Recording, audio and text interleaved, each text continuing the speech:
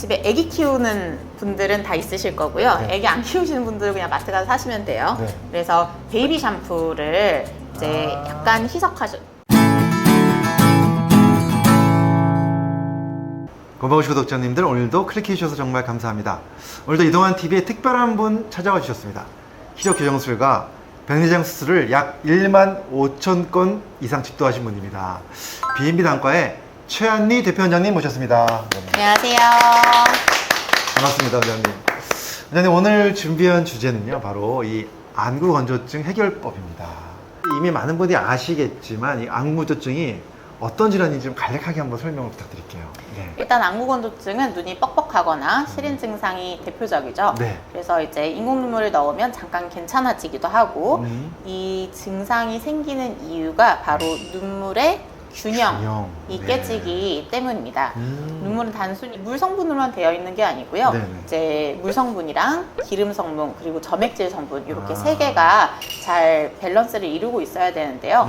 가장 눈의 안쪽에 있는 점액층은 눈을 이렇게 매끄럽게 감싸주고 있고요. 중간에 있는 물 성분, 수분을 여기서 공급을 해주고 네. 가장 바깥층이 기름이 이렇게 덮여 있는데 네. 이 기름층이 수분이 이렇게 날아가는 거를 조금 막아주는 역할을 합니다. 네. 그래서 이 중에서 하나라도 부족하거나 아니면 균형이 깨지거나 네. 하면 눈이 빨리 마르고 네. 이물감, 시림 네. 그리고 심지어 이제 너무 심하면 눈물이 흐르기도 하는 이런 안구 건조증이 생기는 겁니다. 아, 그렇군요. 근데 이제 일시적으로 눈이 불편한 경우도 많잖아요, 우리가. 그럼요. 일시적으로. 이거랑 눈이 피곤해서 그런 건지 아니면 이게 안구 건조증이 생긴 건지 구분할 수 있는 방법이 좀 있나요? 대략적인 네. 자가 체크리스트가 있는데 네. 제가 지금부터 말씀해 드리는 것 중에서 뭐 서너 개 정도 해당되신다 하면 안구 건조증을 조금 의심해 보셔도 좋겠습니다. 네네네. 일단 첫 번째는 네. 눈이 자꾸 뻑뻑하고 건조하다. 그리고 두 번째, 눈을 자꾸 깜빡이고 싶거나 아니면 이제 감고 있고 싶다. 네.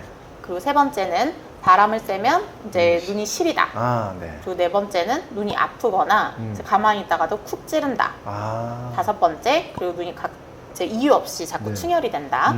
그리고 여섯 번째는 눈에 모래가 들어간 것처럼 이제 네. 머들머들하고 네. 이물감이 있고 이물감. 그렇다. 네. 그리고 일곱 번째, 눈이 시리면서 눈물이 흐른다. 그리고 여덟 번째는 시야가 간헐적으로 뿌얘지거나 흐릿해진다. 그리고 아홉 번째는 이제 렌즈 착용했을 때 불편감이 크시거나 네네. 마지막으로는 눈 주변이 이제 자꾸 묵직하거나 이제 눌리는 느낌이 난다. 이런 것들이 다 안구 건조증의 증상입니다. 이 영상 보시면서 10개 중에서 몇 개나 해당되는지 댓글로 좀 적어주시면 좋을 것 같습니다. 얼마나 많은 분들이 갖고 계신지 궁금한데, 자, 이 중에서 3개, 4개 이상 해당되면 안구 건조증을 의심한다는 거죠.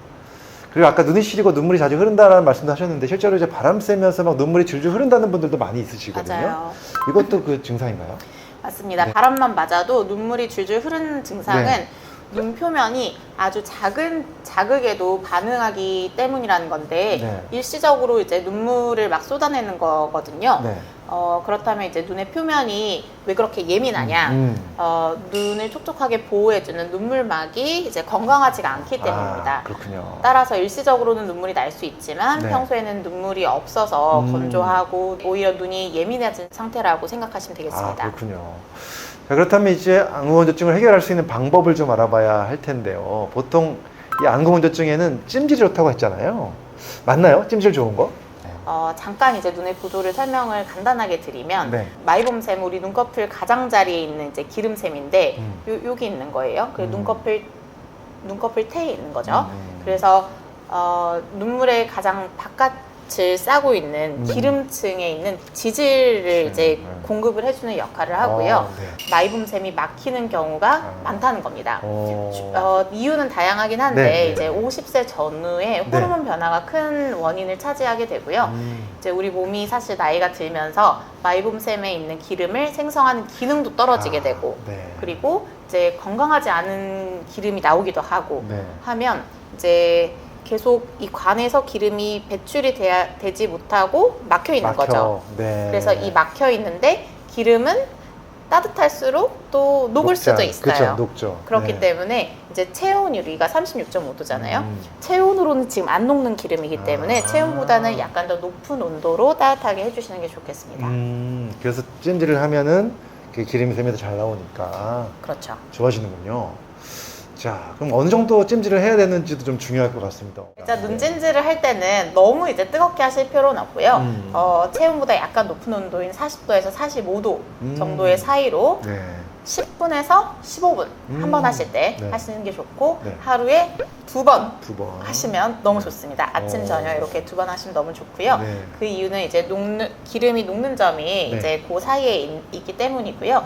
우리가 이제 찜질 하세요 하면 이제 어떤 환자분들은 이제 수건을 따뜻한 물에 해가지고 이렇게 하시는 분들도 그쵸, 있거든요. 그쵸. 제일 많이 하죠. 그게 간단하니까. 네, 네. 근데 수건을 이렇게 뜨거운 물에 하셔도 1, 2분이면 금방 식어요. 1, 2분이면 금방 식는데 사실 1, 2분 이렇게 해서는 큰 소용은 없거든요. 아. 그래서 이제 약간 온열기를 오랫동안 유지할 수 있는 그런 성분이 들어가 있는 예를 들면 뭐 곡물이 될 수도 있고 팥이 될 수도 있고 아니면 이제 동글동글한 뭐 여러 가지가 들어가 있는 경우가 많은데 그런 것들을 이제 별로 비싸지 않거든요. 구매를 하셔서 뭐 전자레인지 돌리시거나 따뜻하게 하셔서 최소한 한 번 하실 때 10분 그리고 아침 저녁 하시면 좋고 어려우시면 하루에 한 번이라도 이렇게 잘 해주시면 좋겠습니다. 그 다음에 눈찜질을 한 10분 정도 해주면 그걸로 끝나는 건 아니죠? 이제 그렇게 네. 하면 눈찜질을 해서 이제 기름 약간 딱딱한 기름이 이제 약간 이제 부드러워졌을 거 아니에요? 그럼 그 부드러워진 기름을 네. 이제 처음에는 사실 이미 굉장히 오래된 기름이기 때문에 좀 닦아주시는 게 좋아요. 아, 그렇군요. 그래서 오늘 제품은 제가 병원에 그냥 있는 거 가지고 왔는데 이제 블레파크린, 블레파졸 이런 제품도 있고 네. 이런 유사한 제품들은 뭐 약국에도 많이 팔고 있을 거고요. 그런데 이제 눈꺼풀 세정제를 이용해서 그러면 눈꺼풀 여기를 닦는 게 아니고 네. 요 눈꺼풀의 가장자리를 닦아야 되는 거거든요. 눈을 뜨고 닦아야 되는 거잖아요. 눈을 뜨고 닦아야 되는 거죠. 그래서 윗눈꺼풀을 닦으실 때는 네. 시선을 아래로 보셔야 돼요. 아래로. 시선을 아래로 보시고 그리고 눈꺼풀을 드세요. 드시면 이제 눈꺼풀의 끝쪽이 위쪽으로 이렇게 들리겠죠? 네. 그러면 그 눈꺼풀 끝쪽 들린 데를 시선을 아래로 하면서 이렇게 해서 쭉 닦으시면 되고요. 아래 눈꺼풀을 닦으실 때는 네. 위쪽을 보세요. 시선을 위로 하고. 시선을 위로 보시고 아래 눈꺼풀을 아래로 당기세요. 아래로 그리고 당기고 아래 눈꺼풀이 이렇게 아래쪽으로 내려오면 그 끝을 이렇게 닦아주시면 되는 겁니다. 근데 이거 궁금한 게 이거 그냥 살 수 있는 건가요? 이건 처방 없이 그냥 구매하실 수 약국에서? 있습니다. 네. 이거 성분은 그냥 소독 눈에 해롭지 않은 그런 해롭지 않고 세정제 같은 네, 게 들어있는 맞습니다. 거군요. 네. 그렇습니다. 집에서는 그러면 이거 없이는 좀 할 수 없나요?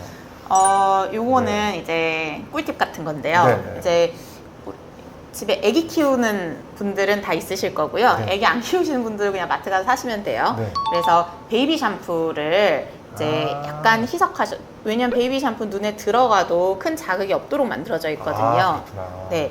베이비 샴푸 구매하셔서 약간 희석하셔서 요런 그냥 그냥 면으로 된 손수건 요런 네. 거 이용하셔서 이렇게 닦아주셔도 괜찮습니다. 알겠습니다. 그럼 이건 이제 하루에 2번 정도. 하루에 2번, 온찜질은 2번, 요거는 하루에 한 번만 하셔도 괜찮습니다. 한 번만 하면 돼요. 네.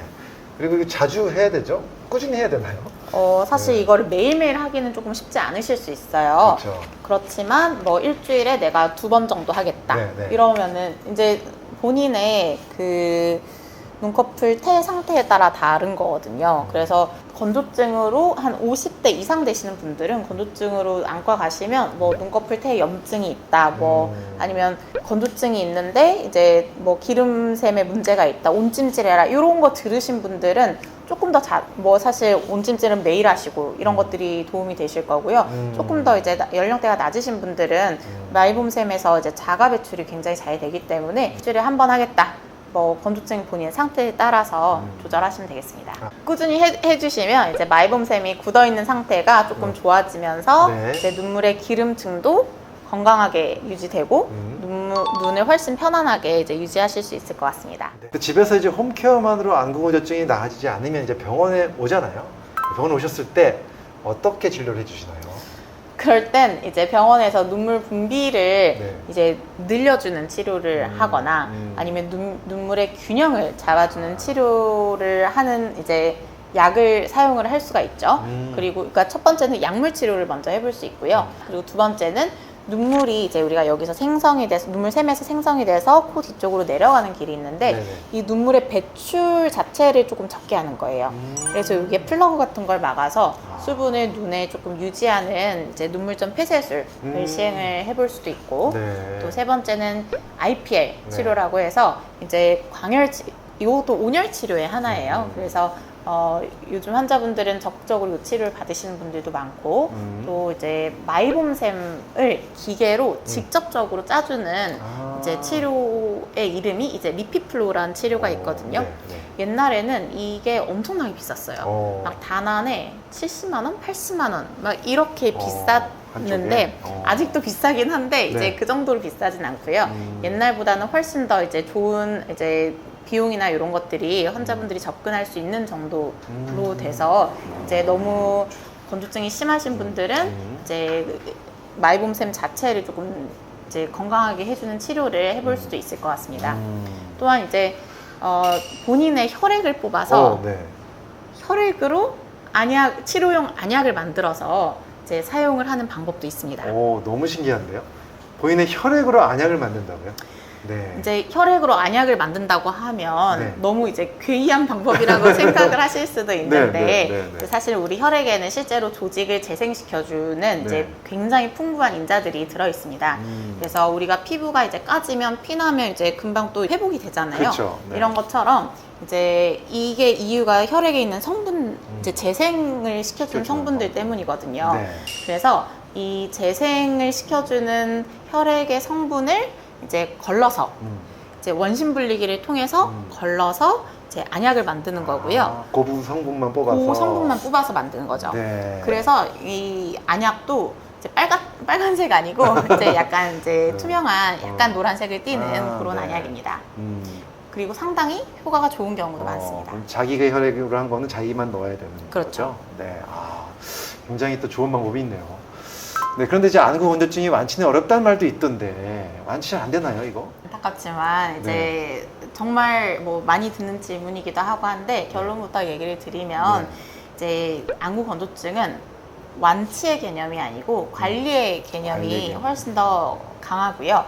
우리가 이제 건조해지면 핸드크림을 이제 손에 맞아요. 바르잖아요. 그럼 이제 핸드크림 발랐을 때는 촉촉해지고 이제 뭐 덜 불편하고 하는데 제 안구 건조증도 마찬가지예요. 그래서 열심히 관리해서 촉촉해져서 편안하면 또 조금 관리가 소홀하게 될 거고 또 그러다가 뭐 밤을 새거나 아니면은 뭐 수면 시간이 부족하거나 뭐 이래서 또 건조해지면 또 이제 또 열심히 관리를 해주시고 이렇게 이제 평생 이제 친구를 데리고 지내시는 거죠.